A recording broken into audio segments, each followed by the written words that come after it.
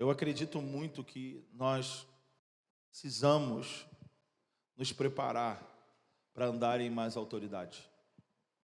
Nós precisamos nos preparar. Os embates que nós temos nesses dias está relacionado com a autoridade, está relacionado com o quanto nós conseguimos exercer o que temos de direito a exercer. Em toda a jornada de Jesus com seus discípulos, Jesus esteve focado em desenvolver neles isso. Em todo o ensino, toda a demonstração de quem ele era, o que ele veio fazer, foi para desenvolver nos seus discípulos a autoridade. Porque ele sabia o que ele ia alcançar antes de deixar a terra e voltar para o Pai. Então Jesus, enquanto esteve com ele, estava preparado, totalmente preparado para exercer o que ele tinha que exercer enquanto ele estava na terra.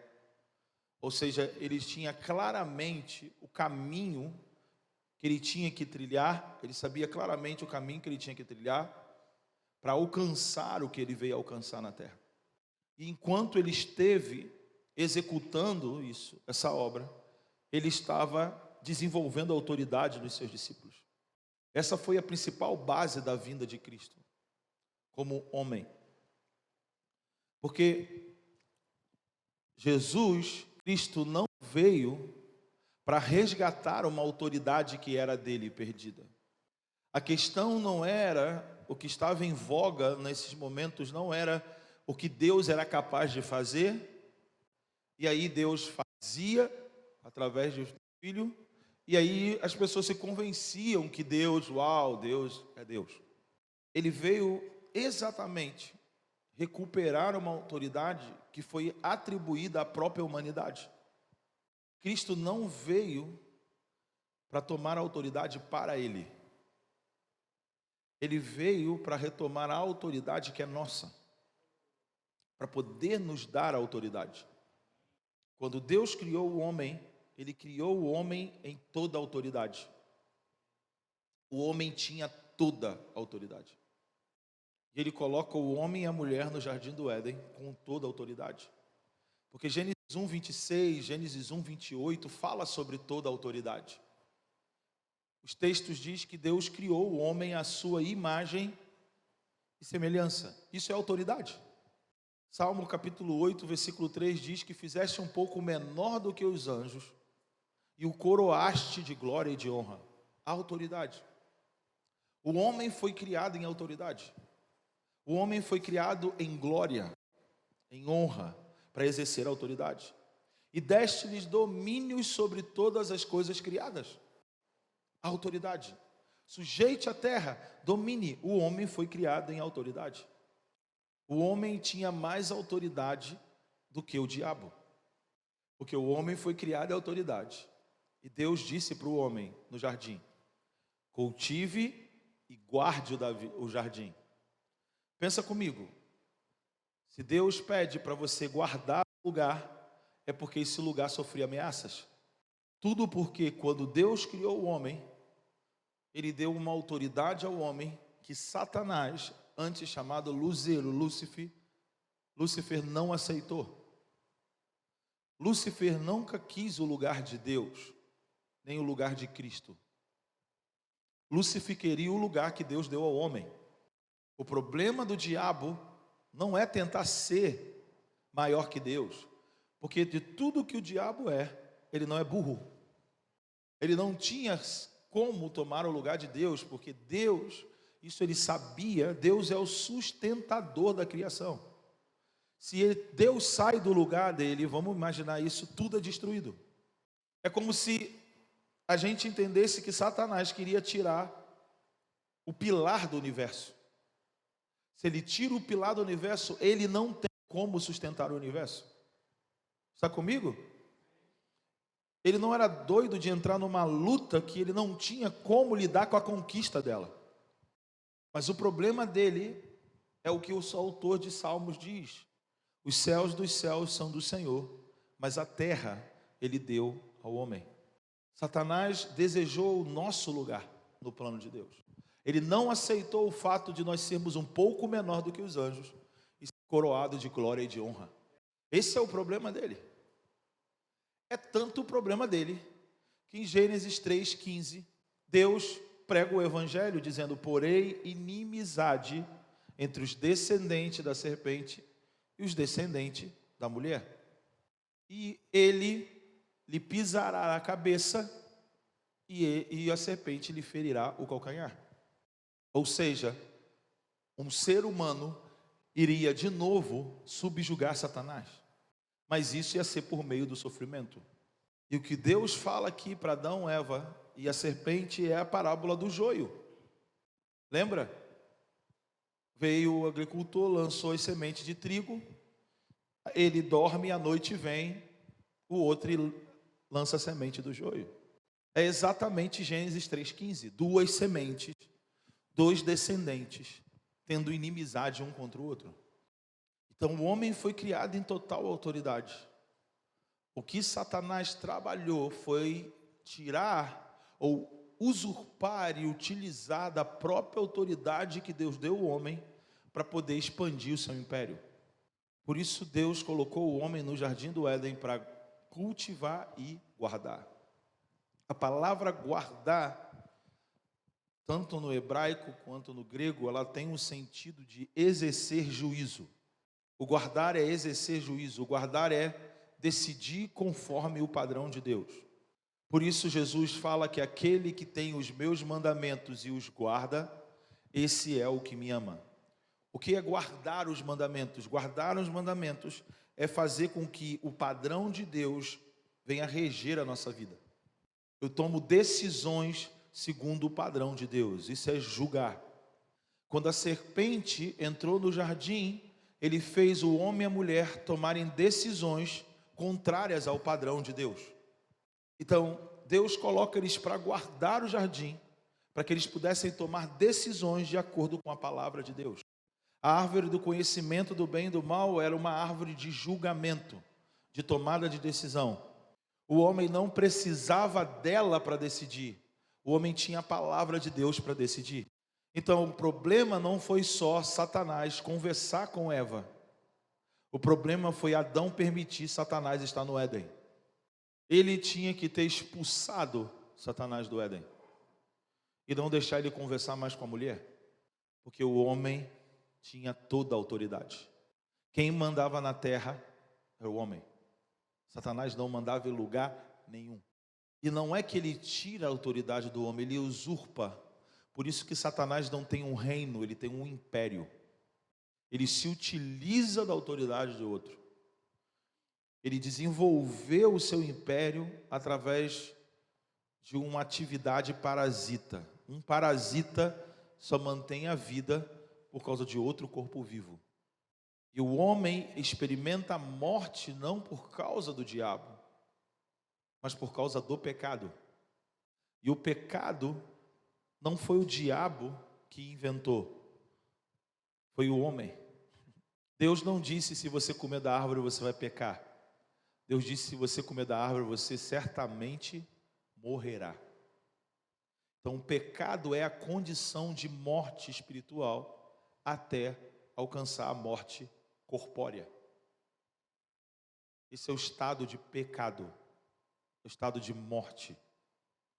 Morte fala de separação e limitação. Então o pecado separou o homem de Deus e limitou o homem dentro daquilo que ele foi criado para Deus. Então o fato de Cristo ter vindo morrer pelos pecados foi para nos aproximar de Deus e tirar toda a limitação daquilo que nós fomos criados por Deus para fazer. Está comigo? A atividade e obra de Cristo foi muito mais estratégica do que a gente imagina. As grandes ações poderosas de Deus na terra não foram curas e milagres e prodígios. A grande manifestação de poder de Deus foi Cristo ser gerado numa mulher sem sêmen masculino, por exemplo. Quando Cristo é gerado na mulher sem o sêmen masculino, ele é o primeiro ser humano nascido não segundo a vontade de homem, mas nascido segundo a vontade de Deus. Então, quando ele entra na terra, encarna, sem ter sido concebido segundo a vontade do homem, ele já neutraliza a legalidade do pecado sobre a sua estrutura corpórea. Porque o pecado tem legalidade sobre o homem, baseado na sua vontade. Foi aonde Satanás associou o homem a ele. Fez com que o homem decidisse segundo a sua vontade e não a vontade de Deus ou o padrão de Deus. Então, quando Cristo vai ser encarnado, ele não nasce segundo a vontade do homem, mas ele entra no mundo segundo a estrutura que Deus estabeleceu, nascido de mulher. Isso estava oculto aos olhos de Satanás. Mais uma vez, ele pensou que era só matar crianças, que você impediria o futuro. Como é hoje? Se matam crianças, abortam, na tentativa de impedir o futuro. E Cristo vem, vive na terra, como ser humano. Esse é o maior milagre. Você acha que para Deus, Filho de Deus, o Deus encarnado, era milagre andar sobre as águas? Isso era um milagre para nós. Para ele não.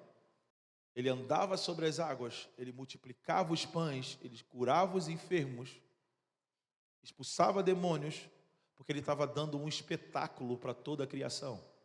Essas ações estavam dizendo o seguinte: a autoridade vai voltar a ser da humanidade. A autoridade vai voltar a ser da humanidade. Por isso ele fez isso como homem. E o maior desafio de Deus era viver dentro de uma caixinha chamada homem. Imagina isso. Ele tinha que ir no banheiro, ele tinha que tomar banho, ele teve que descer e ser como homem, mesmo sendo como Deus. Ele veio ser uma criatura da criação de Deus, inferior. E viver como homem era o seu maior desafio. Durante 30 e poucos anos vivendo como homem. Você tem noção disso? Um Deus que vivia fora do tempo, ter que viver dentro do tempo, dentro de uma estrutura corpórea. Ele se tornou homem para os homens se tornarem filhos de Deus. E todo esse processo dele, enquanto ele andava na terra, ele estava ensinando os homens a terem autoridade de volta. Porque ele sabia o que ele veio fazer. Ele já sabia o que ele veio fazer. A primeira etapa de tomada da autoridade foi perfeita. Ele nasce de mulher, não tem pecado nenhum, vai ser batizado por João Batista sem ter pecado. E aí, como assim tu vai ser batizado sem ter pecado? Quando ele é batizado nas águas, sem ter pecado, ele sentencia o pecado. Porque o batismo era para remir o homem do pecado. Mas um homem aparece sem ter pecado. E aí, quem é sentenciado? O pecado. Está entendendo? Porque o homem não era sentenciado por causa do pecado, ele era redimido. Mas quando aparece um homem sem pecado, o pecado é sentenciado. Por isso ele sai cheio do Espírito e vai para o deserto. Quando ele vai para o deserto, ele decide segundo a vontade de Deus. E aí está um ponto que a gente precisa trabalhar para desenvolver a autoridade. Porque a saída do deserto fala que ele sai no poder do Espírito. Então, o poder do Espírito não é só um acontecimento. O poder do Espírito é uma finalização de um processo de autoridade, de crescimento de autoridade. Deus não dá poder para quem não tem autoridade. Porque o poder é o uso da autoridade. Te dou um exemplo.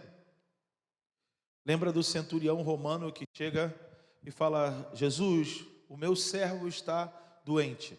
E Jesus fica olhando e vendo um gentil indo atrás dele, coisa que às vezes o judeu não fazia. Ele fala: me mostra onde está esse homem.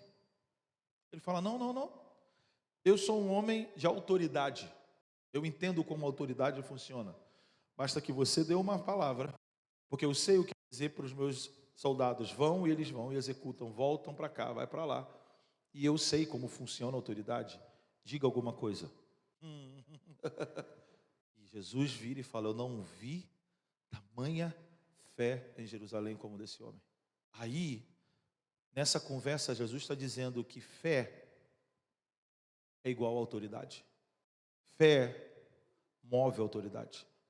A estrutura da tua fé move a execução da palavra de Deus.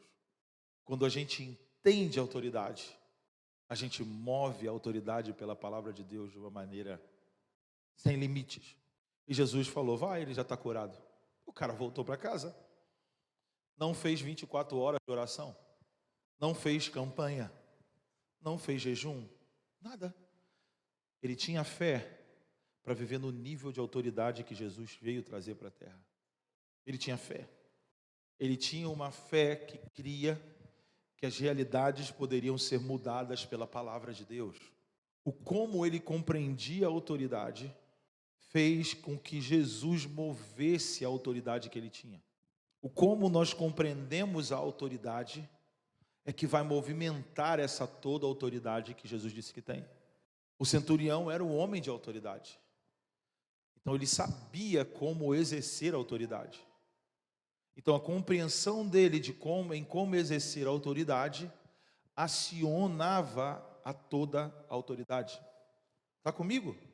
Então quando Jesus via uma pessoa que tinha fé para acionar a sua autoridade, ele dava uma palavra e a sua palavra tinha autoridade. Então a questão aqui não é você somente acreditar que você pode falar e as coisas vão acontecer. Porque fé não é acreditar. A fé é você viver pelo padrão do próprio Deus. A fé tem que modelar a minha mente. E repito, fé não é somente acreditar em realizações improváveis. Fé é você viver o provável baseado no padrão de Deus.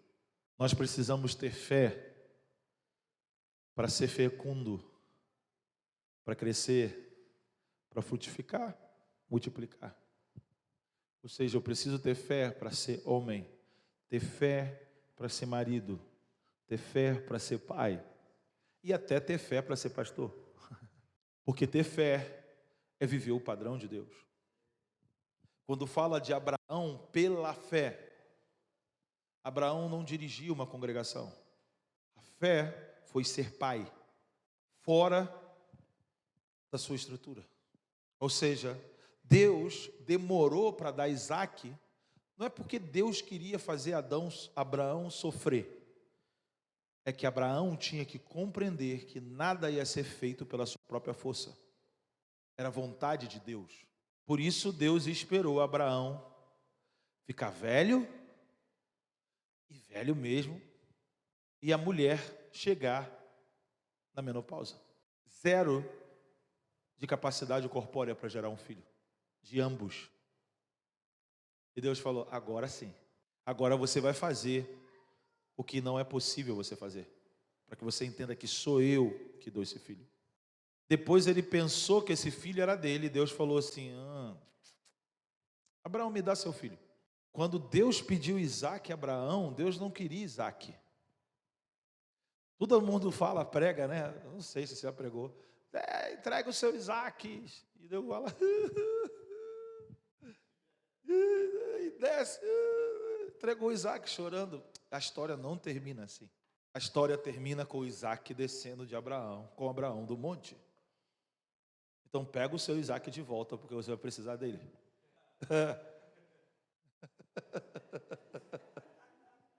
Cara, pregam a Bíblia toda errada. A culpa não é minha. O grande ponto ali foi o coração de Abraão voltar para Deus. Porque ele creu que da mesma forma que Isaac foi concebido, Deus poderia ressuscitá-lo. E isso lhe foi imputado como justiça. Romanos capítulo 3. Quando ele termina esse processo, Deus, uau! Esse homem se tornou como eu. Como assim, Fábio? Abraão foi um pai que deu o seu filho e recebeu o seu filho de volta. Entendeu? Agora na terra está em acordo o céu e terra. Eu só precisava de que um homem entrasse em acordo comigo. E ele entrou em acordo. Agora Cristo vai vir. Depois dali, você sabe o que aconteceu. E Abraão experimenta ser a imagem e semelhança de Deus de novo, entendeu? Ser como Deus. Ser como Deus. Então toda a obra da cruz é para que nós sejamos recriados conforme a imagem e semelhança do seu Filho. E eu tenho dito uma coisa, erradamente, equivocadamente, nós dizemos que o Antigo Testamento caducou. E a outra coisa errada que a gente faz é tentar entender o Novo Testamento com o próprio Novo Testamento.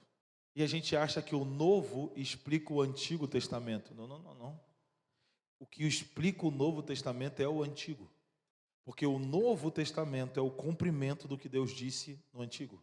Então, quando você pega o Antigo, coloca sobre o Novo, você compreende.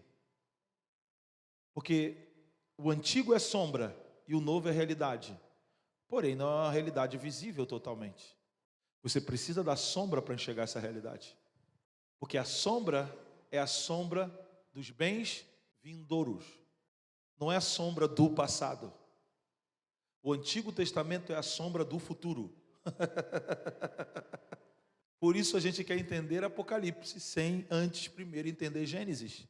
Eu só entendo Apocalipse se eu entendo Gênesis, porque Deus faz o fim desde o princípio. Então, se eu não entendo a autoridade que o homem teve no Éden, eu não vou entender o reinado do Messias. Porque o reinado do Messias é um homem, ou homens sacerdotes, reis, juízes, governando sobre a terra, como era com Adão.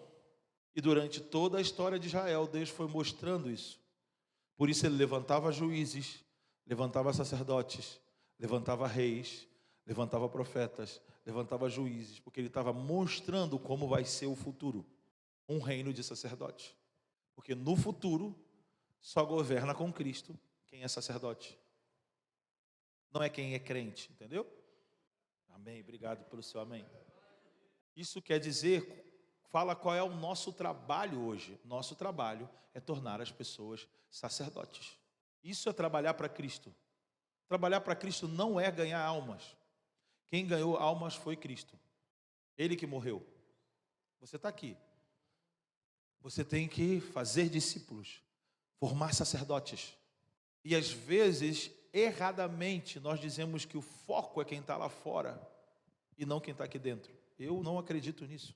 Mas a gente tem que pregar o evangelho. É verdade. Para os de dentro. Porque ninguém conhece o evangelho. Eu acabei de pregar o evangelho aqui. Isso é básico. Isso a minha filha explica. Cristo não focou nos perdidos. Cristo focou nos seus discípulos para desenvolver a autoridade. Se a gente tem uma igreja com autoridade na cidade, os que não são dela são abençoados por a igreja. Nós fazemos mais pelas pessoas desenvolvendo o que nós fomos chamados para ser, do que tentando colocar ela para dentro de uma coisa que a gente não faz direito ainda. Então nós precisamos repensar o que é o evangelho.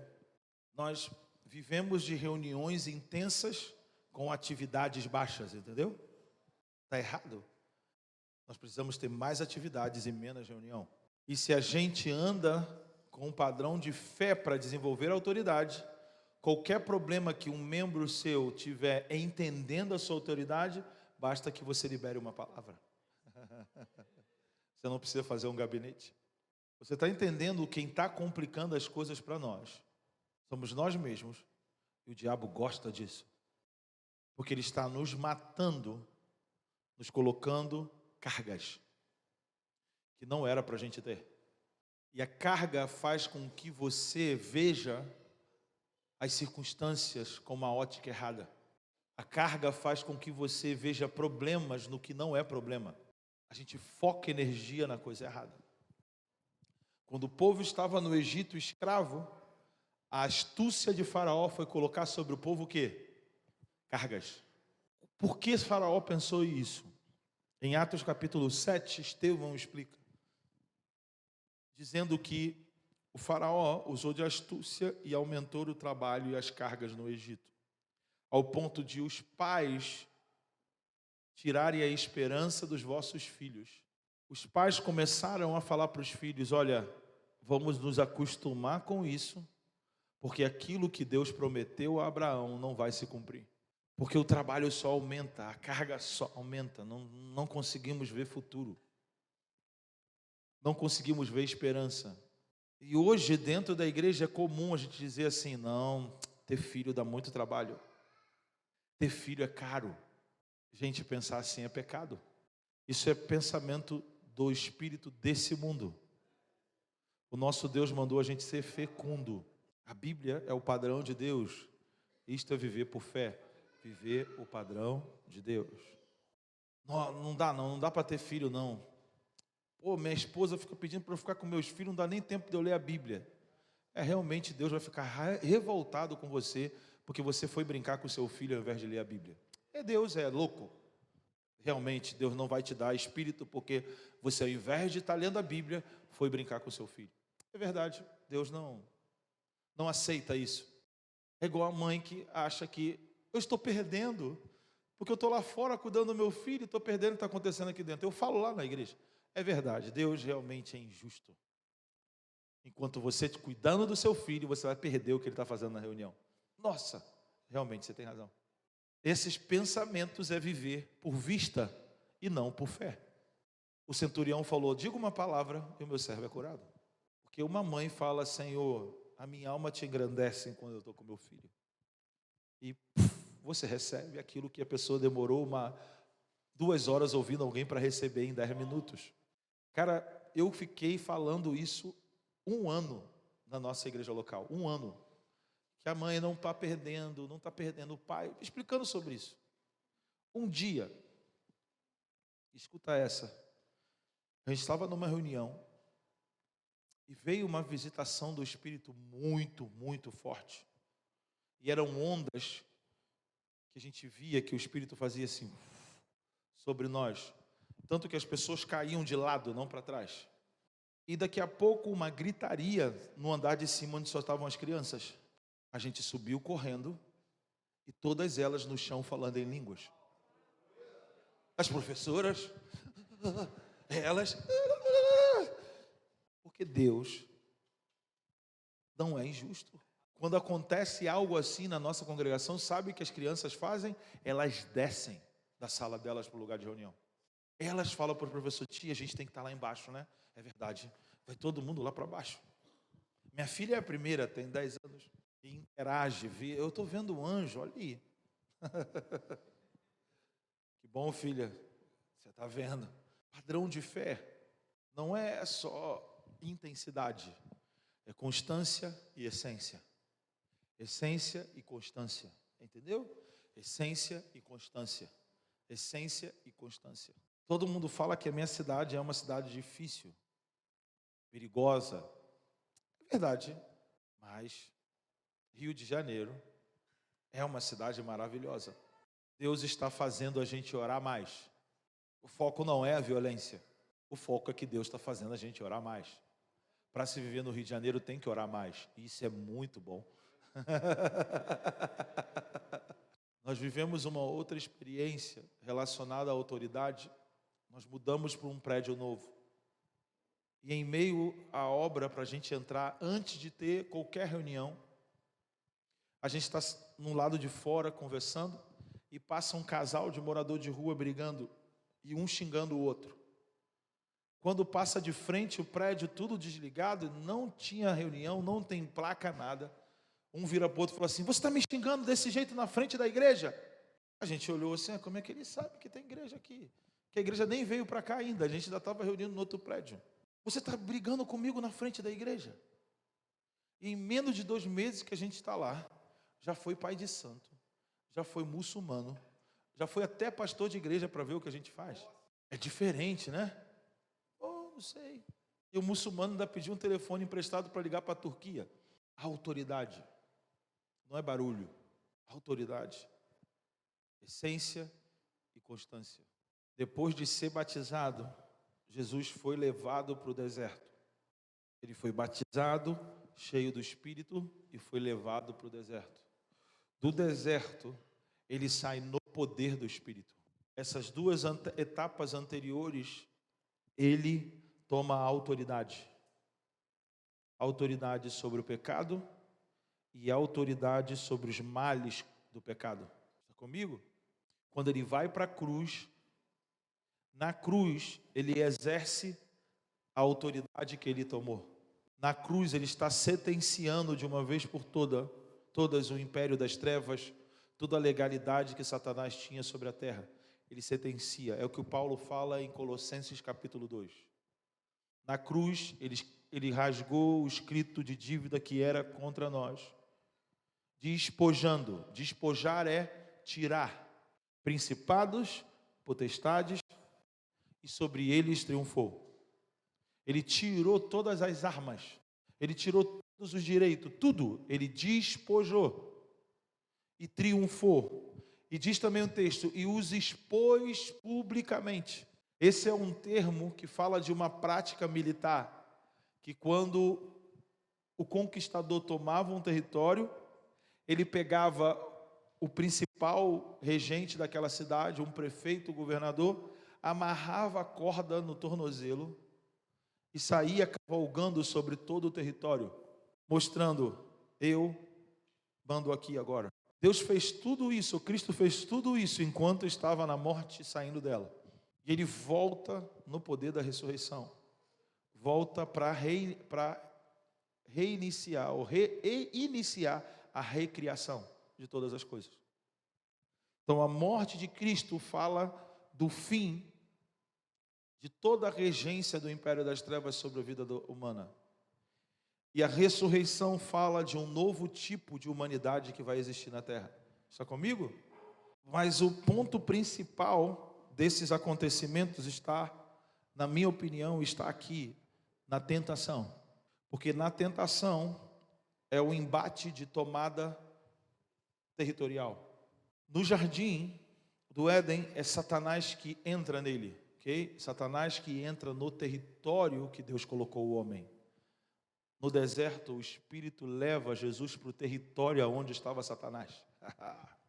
Porque o deserto ali fala de lugares inabitáveis, regiões inabitáveis. Lembra quando Jesus falou assim, quando um espírito imundo sai de um homem, ele vaga por desertos e lugares áridos, não encontrando lugar, ele volta para o lugar onde tinha saído, encontrando a casa varrida e arrumada, porém vazia, traz consigo 7 espíritos piores. Lembra? E ele diz, assim acontecerá com esta geração. Então Jesus não está falando de demoniamento pessoal, ele está falando de demoniamento coletivo, ok? De uma geração. E ele estava dizendo que nós não podemos somente arrumar e limpar, nós precisamos preencher lugares. Porque se a gente só limpa e arruma, ele volta com 7 vezes pior. Por isso a gente trabalha durante um tempo numa cidade, arruma e limpa e depois piora. E você fica, cara, não dá jeito. É porque a gente não enche a casa. A geração, ela não é cheia. Então ele entra nesse território.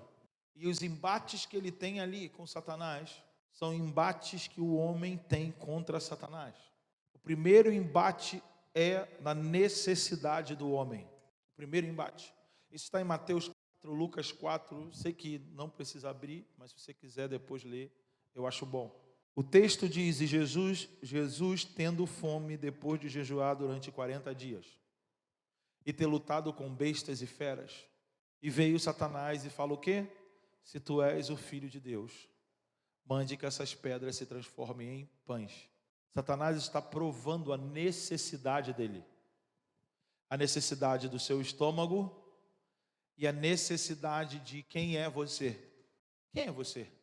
E o que você tem necessidade? E Jesus vira para Satanás e diz, não só de pão viverá o homem, mas de toda a palavra que sai da boca de Deus. Ou seja, a minha necessidade está na palavra que sai da boca de Deus. A minha necessidade não pode estar no que o meu coração anseia, no que o meu corpo deseja, na resolução dos meus problemas. Satanás falou para Jesus, resolve o seu problema, se você é filho de Deus. Isso é muito satânico, porque talvez não está relacionado à fome para você. E às vezes você ouve, se você é isso, resolva esse problema. Ah, vocês são da igreja? Resolva esse problema. Esse tipo de colocação nunca pode ser a voz do Espírito. Estão comigo? Nunca é a voz do Espírito. Quando o mundo nos desafia a sermos quem nós dizemos ser, isso não é a voz do Espírito. Isso é satânico. Se você é isso mesmo, faz então. Eu vejo, a gente é a igreja do Senhor. Que isso? Vamos orar aqui. Vai dar uma resposta, isso é uma afronta do diabo. A afronta do diabo se responde como Jesus respondeu. Não só de pão viverá o homem. Ou seja, eu não vivo para resolver os meus problemas. Eu não estou aqui para resolver os problemas da terra. Porque no mundo tereis aflições. A gente não pode usar o cartaz pare de sofrer. Porque na Bíblia diz que para entrar no que Deus prometeu tem que sofrer. Tendes grande alegria quando passardes por tribulação, provas. E a gente prega domingo alívio para as provas, para as tribulações das pessoas. Eu tenho uma palavra rema para a tua vida agora. Deus vai te tirar da tribulação. Eu olho para a Bíblia, eu acho que Deus não está interessado nisso aí, não. Deus não está interessado em te tirar da tribulação. Deus só pede para que você tenha bom ânimo. Então eu tenho que ministrar as pessoas para que ela tenha um bom ânimo e não resolver as tribulações dela, as aflições dela. Porque tem aflições que são para nos formar. Jesus citou Deuteronômio 8, não só de pão viverá o homem, mas de toda a palavra que sai da boca de Deus. Se você for para Deuteronômio 8, você vai ver o que ele está querendo dizer. Eu vou lá e vou te mostrar. Para que você, pelo menos tem que ler a Bíblia um pouquinho, né, gente? Até agora eu não li a Bíblia, que estranho. Mas olha o 8:2, e te lembrarás de todo o caminho pelo qual o Senhor teu Deus tem te conduzido durante esses 40 anos no deserto, a fim de te humilhar e te provar, para saber o que estava no teu coração e se guardaria ou não os seus mandamentos. Sim, ele te humilhou, te deixou ter fome e te sustentou com maná, que nem tu nem teus pais conheceis, para que entendesses que o homem não vive só do pão, mas de tudo que sai da boca do Senhor, disso vive o homem. É o diabo que está me... Não é o diabo não, querido. Não é o diabo não. Se você fala que é o diabo, você está dizendo que é ele que está te formando. Quem me humilha, quem me faz passar por provações, quem me deixa ter fome, é quem conduz o meu caminho. E te lembrarás de todo o caminho o qual o Senhor te conduziu, para que conheceste o que há no teu coração. Então, as minhas lamúrias estão aqui dentro, os meus problemas estão aqui dentro, e Deus quer mostrar, olha quem você é, está vendo quem você é? Agora olha quem eu sou. Agora você tem uma decisão a tomar, você vai ser como eu ou vai ser como você mesmo? É você que sabe. No deserto, Deus revela quem eu sou e quem Ele é. O deserto é o melhor lugar para se estar. Existiu um homem mais louco do que eu. Você pode falar, você é louco, mas existiu um homem que era mais louco que eu. Deus ofereceu a ele as soluções dos seus problemas. E ele escolheu ficar nos problemas. Quem foi esse homem? Moisés. Deus falou, eu vou mandar um anjo na tua frente. Eu vou fazer cumprir toda a promessa que eu dei ao povo. Ninguém vai vencer vocês. Vocês vão entrar na terra, vocês vão possuir tudo, e vão ter tudo que eu prometi. Tudo que eu falei, você vai ter. Mas eu não vou com vocês. A igreja está indo bem, a igreja está conquistando tudo, a igreja está avançando, a igreja está crescendo, a igreja está isso, está aquilo. A minha pergunta é, aonde está a presença? Eu não estou dizendo que não é Deus que esteja fazendo. Eu só estou falando que Deus não está no que Ele está fazendo. E o nosso foco tem que querer que Deus esteja no que Ele está fazendo. Eu sou um dos que estou comprometido para que Deus esteja. Porque Deus pode estar enquanto os problemas também estão. Moisés falou, eu não vou sair dos problemas se a tua presença não for comigo. Sabe por quê? Moisés disse: por um acaso, não é pelo fato de termos a sua presença no nosso meio que nos faz ser um povo diferente entre todas as nações? Gente, para com esse negócio que você tem que fazer um montão de coisa por aí na cidade para as pessoas verem que você é igreja diferente. Não é isso que identifica a gente como um povo de Deus. O que identifica a gente como povo de Deus é se nosso Deus é presente. O sacerdócio de Moisés foi modelado pelo coração de Moisés. Deus, ele é fantástico porque ele nos chama para fazer coisas para que sejamos o tipo de pessoa que ele quer que nós sejamos. A questão não é o tabernáculo, é o homem que ele pediu para construir o tabernáculo, entendeu? O tabernáculo não era só o tabernáculo, era o de Moisés. Ou seja, o espírito que se movia aquele sacerdócio veio do espírito de Moisés. O tipo de homem que Moisés era. A sua igreja tem um espírito que você tem. Tabernáculo de Davi, porque Deus queria homens como Davi. O templo de Salomão, de Salomão. Deus não queria tabernáculo, templo, ele queria que homens transferissem o espírito para uma geração. E todos esses homens amaram mais a presença do que as construções. Todos eles. Salomão, depois de uma grande construção, falou: Senhor, o que é esse lugar, se nem os céus conseguem te conter? É esse tipo de cabeça que você tem que ter. Eu não preciso ter um prédio muito grande para poder caber todas as pessoas da cidade. É mais fácil eu ser uma igreja para a cidade.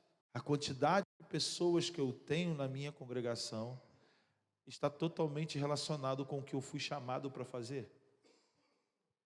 Deus sempre estabeleceu líderes de 50, de 100, de 300, de 500 e de 1000. Eu não fui chamado para ter uma igreja de 30. O outro pode ter sido. Mas isso não quer dizer que o de 30 é menor do que quem tem 100.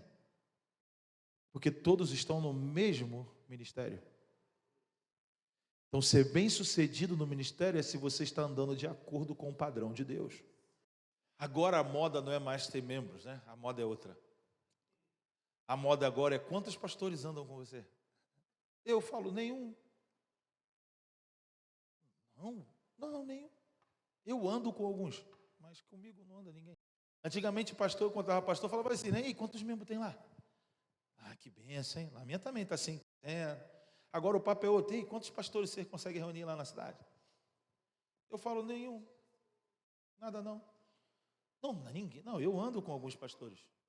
Mas você não tem pastor debaixo da tua cobertura? Não tenho cobertura. Não. Mas quem te cobre então? O sangue de Cristo.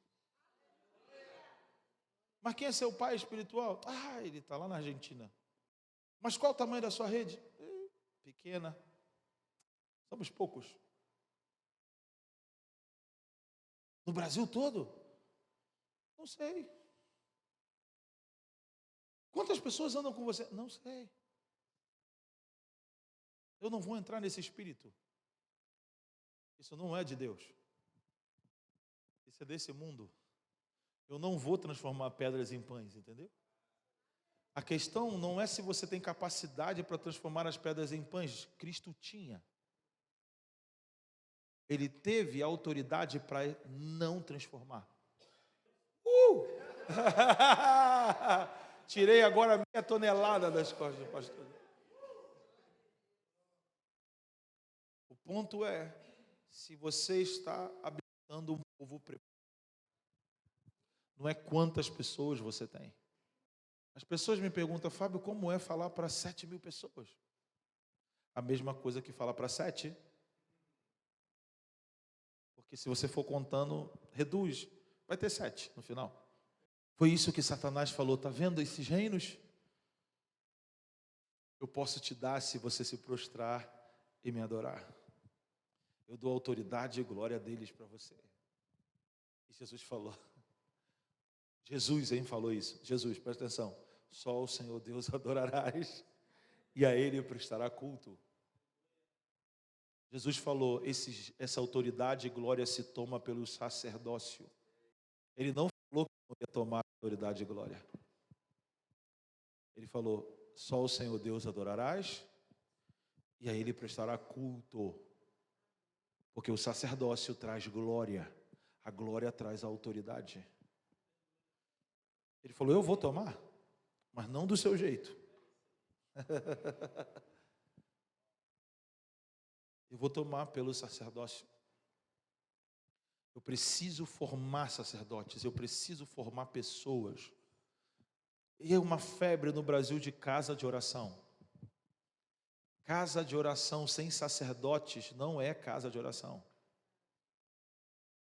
Salomão construiu o templo e 13 anos depois Deus falou, eu escolhi esse lugar para pôr o meu nome. Deus esperou 13 anos do funcionamento sacerdotal para dizer, agora eu ponho meu nome aí, o que for orado aí, e essa casa me será casa de oração. 13 anos depois. Às vezes tem gente dessa idade querendo abrir uma casa. E aí se ora e não acontece nada. Com o passar do tempo, sabe o que vai ocorrer? A desvalorização da oração. Por quê? Porque não fizeram como tem que ser feito. Sempre é isso. Nós começamos uma febre, profético, apostólico, conferências proféticas apostólicas, e unção do profética, unção apostólica, adoração profética, adoração apostólica. E agora, todo mundo diz, será que esse negócio é verdade mesmo? A profeta, que nada. Conheci os caras aí, apóstolo, que nada. Todo mundo tinha rede. Agora está todo mundo, não, eu queria ficar sozinho. Nós fazemos as coisas da maneira errada, dá errado, e a gente acha que é o que Deus falou para ser feito que deu errado. Quando Deus falou para Moisés, constrói um tabernáculo conforme o modelo que eu te mostrei no monte. Ele não podia olhar e falar, não, está feio assim, vamos botar mais. O povo não está aderindo muito, não. Vamos mudar um utensílio assim, botar a lâmpada lá fora, porque a lâmpada chama atenção. O candelabro, né? E a gente bota o altar de sacrifício. Não, vamos botar o altar de sacrifício lá no final. Porque o pessoal vai chegar, vai querer perder, chegar perdendo. Não. Vamos deixar ele entrar. E lá no final ele perde. Entendeu? Não, entendeu. O modelo do céu, você só entra se você aceitar perder. O modelo da terra, entra. Quando você quiser, você perde. Não, eu só vou entregar isso. Não, no altar não se coloca o que você quer dar. No altar se coloca o que Deus pede. Tem coisa que você quer dar que Deus não quer. Nós mudamos o modelo. Está tudo fora de lugar. A igreja usa utensílios que Deus mandou fazer, mas fora do lugar. Por isso o tabernáculo não funciona. Por isso que o sacerdócio não funciona. Porque tem que ser conforme o modelo que eu mostrei no monte. E a autoridade se toma pelo sacerdócio. Quantos sacerdotes você tem? Não estou falando de músico. Estou falando de sacerdócio. Sacerdote é aquele que faz exatamente o que Deus mandou. Tu já conseguiu ler todo um livro chatão da Bíblia chamado Levíticos? Nossa, isso aí. É chato. Põe assim, tem que ser o dedo direito. Não podia ter improviso. Esse é o livro para os sacerdotes. Sacerdote é aquele que faz exatamente como Deus mandou. É o dedo direito, polegar direito, na orelha direita, a víscera tem que ser cortada assim, despedaçada assim, essa parte coloca aqui, a outra parte coloca ali. Isso é uma mente sacerdotal. Os sacerdotes eram chamados de fanáticos. Não, é a obra do Espírito agora, a gente faz o que a gente entender. É o Espírito que comanda, né? Quem escreveu a Bíblia foi outra coisa então. Não, mas só na época da graça, não é da lei não. Tá. Época da graça, você quer dizer que Deus deu as coisas para a gente sem a gente precisar fazer qualquer coisa. Beleza. o que eles fizeram antes para receber o sacerdócio levítico, então? A lei é a graça.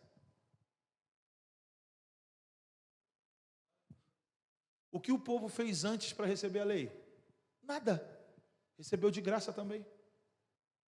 Ou seja, isso não existe. A lei é a obra da graça de Deus. Porque também nós não merecíamos a lei. A lei é boa e restaura a alma. Salmos 86. A lei, Romanos 8, é espiritual. Entendeu? A gente fala que o problema está em outro lugar. O problema está na gente, está aqui, ó. O problema está aqui, não está na lei. Pô, mas a lei é dura, porque você é duro. Para quem não é duro, a lei é boa. Davi dizia, como eu amo a tua lei.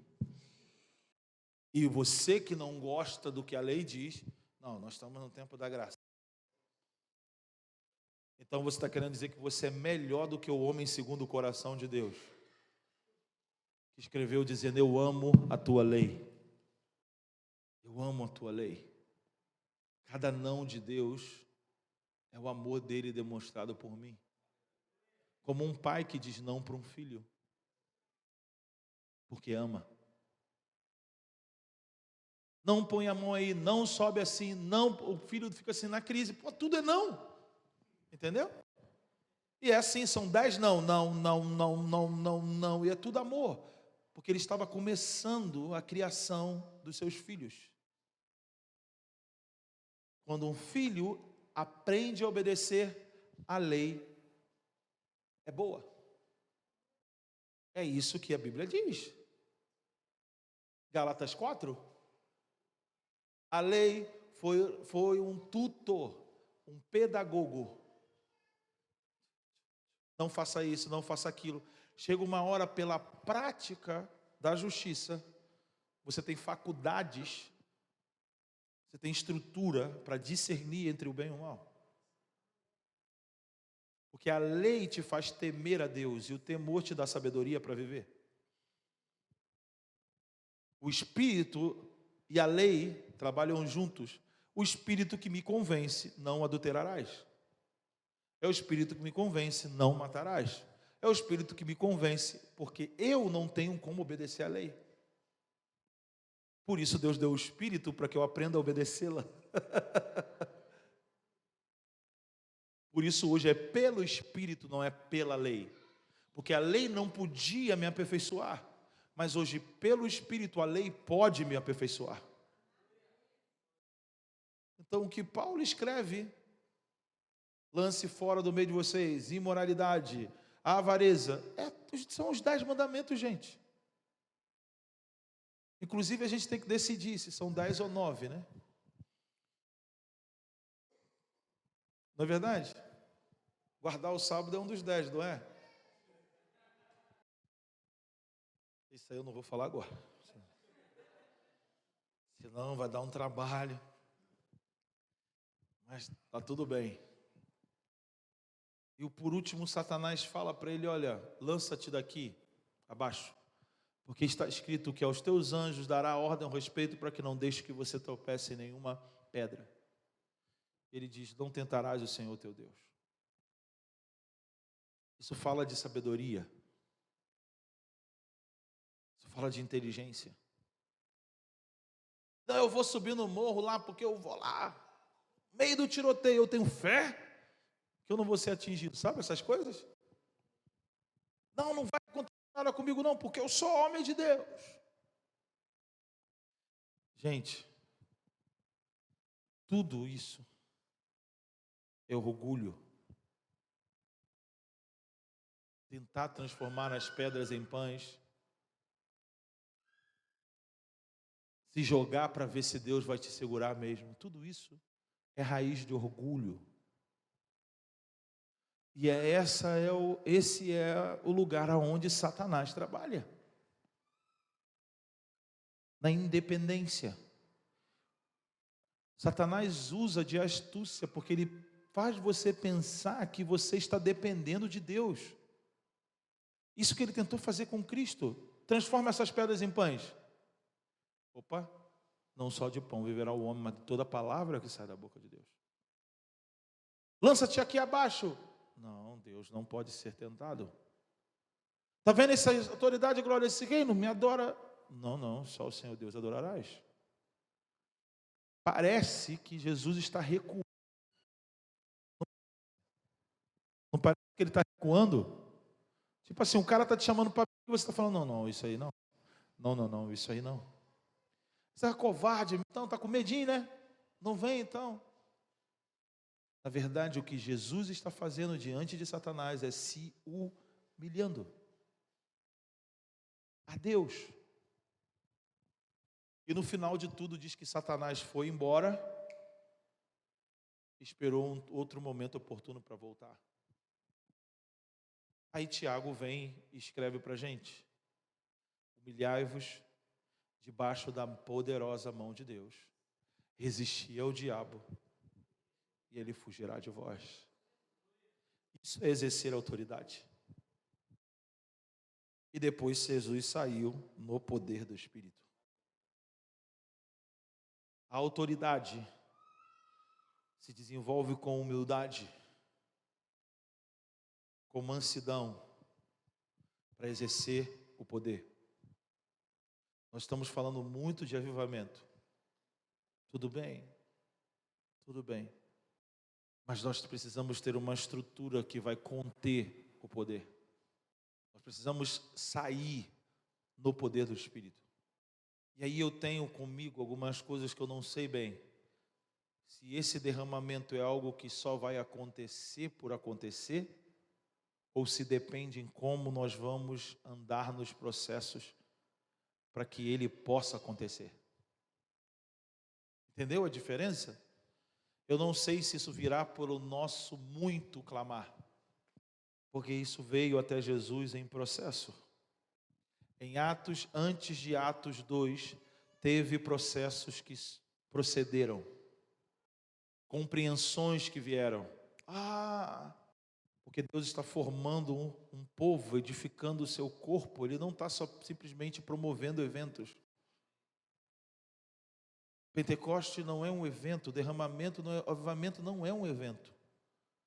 É uma finalização de um processo dentro do desenvolvimento que Deus tem para uma geração. E nós precisamos ter estruturas de humildade e de mansidão para lidar com autoridade e poder. Ser humilde é não requerer. E ser manso é ter força sob controle. O manso tem a ver como você responde às situações. Se tu és de Deus, eu sou. Mas eu não posso responder. Jesus não respondeu quando Satanás questionou a sua autoridade. E Jesus também não respondeu quando homens questionaram a sua autoridade. É você mesmo ou vai vir outro? Diga a João o que vocês veem e ouvem. Com que autoridade você faz essas coisas? Bom, deixa eu te perguntar uma coisa. Se vocês respondem, eu digo. Tá bom, pergunta. O batismo de João era do céu ou do inferno? Ou da terra? Do inferno. O batismo do inferno é bom, né? E eles viraram para Jesus: não sabemos dizer. Porque se a gente disser que o batismo de João é do céu, ele vai dizer: por que você não se batiza? Se a gente dizer que uma é da terra, o povo sabe que João é profeta. Profeta não recebe coisa da terra. E eles viraram: Jesus, eu não sei. Eu não te digo com que autoridade eu faço essas coisas. Ou seja, vocês não compreenderam processos anteriores, não vão compreender o que está acontecendo agora. Não adianta. Mas ele dizia para os discípulos: mas a vós é dado conhecer os mistérios do reino de Deus. A gente precisa de uma estrutura de humildade e de mansidão para lidar com a autoridade e o poder. É a humildade e mansidão que faz crescer a autoridade e poder. Por isso o nosso mestre disse: aprendei de mim, que sou manso e humilde de coração. Jesus não respondeu quem questionava a sua autoridade. Ele foi manso e humilde para passar o processo. Se ele perde o controle com qualquer pessoa, ele mata a pessoa. Entendeu? Se ele grita com alguém, ela é dissipada na frente dele. Quando ele falou, ele criou o céu e a terra.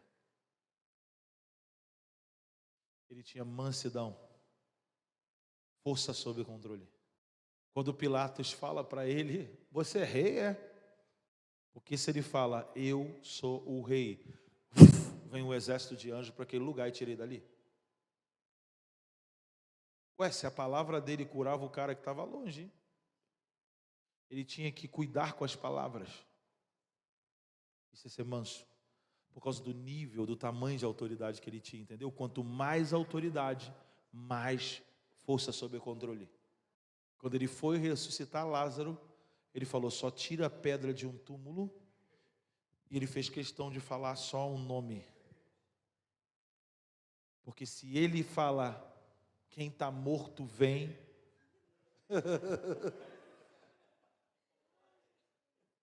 vem todo mundo. Ele escolheu uma pessoa e falou, só abra dela. Ele falou claramente, Lázaro, vem. Força sobre controle. A gente não sabe quem foi Jesus não, gente. O Filho de Deus encarnado, ele teve todo o cuidado para não matar ninguém. Se naquela hora que cercam ele no Monte das Oliveiras, quando eles falaram, quem é Yeshua? Ele disse, eu sou, todo mundo caiu. Ele só falou, eu sou. E todos os soldados foram para trás. E Pedro corta a orelha de um, e Pedro, para. No meio da tensão. Imagina isso, sendo acusado por algo que você não fez. Sendo preso, ele colocou a orelha do cara no lugar. Você consegue? Quando falam mal de você, você fala, se eu ver, eu mato. Jesus colocou a orelha no lugar do cara que veio prender ele. Na noite em que foi traído, ele lavou o pé de todo mundo. Força sob controle. O Deus lavando os pés. Isso é avivamento para mim. Aprendei de mim, disse ele, que sou manso e humilde de coração. As coisas vão ficar mais leves se a gente assumir essa estrutura. Imagina a gente com uma congregação de pessoas humildes e mansas. O tabernáculo levou o nome de Moisés. O templo de Salomão. O tabernáculo de Davi. Que tabernáculo a gente está construindo? Qual é o modelo que a gente tem visto do céu? Ou a gente está copiando os modelos da terra? Vamos orar mais um pouquinho?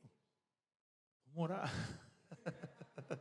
Para de falar, por favor, né? Chega. Gente, eu falei tudo isso com muito amor, com muito temor.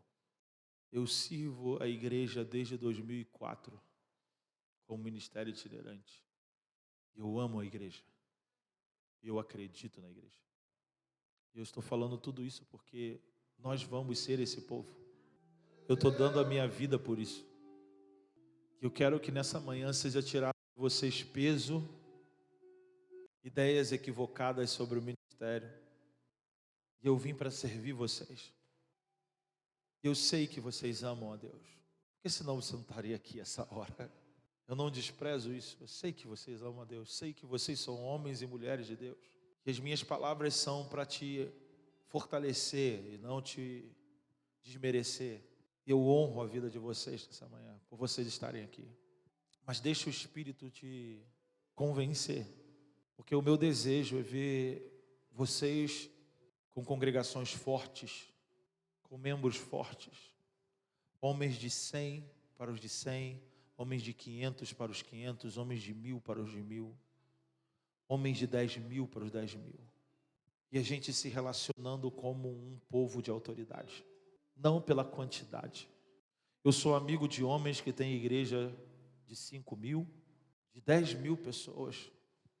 E sou amigo de homens que têm 10 pessoas, que têm 20 pessoas, 30 pessoas. Eu estava ali em Patinga ordenando um pastor com 30 pessoas. Trouxe parte do meu presbitério para ordenar um homem em Patinga. Trouxe um pastor, um evangelista e uma profetisa. Porque eu acredito no que Ele está fazendo na igreja. Deixa o Espírito trabalhar em você.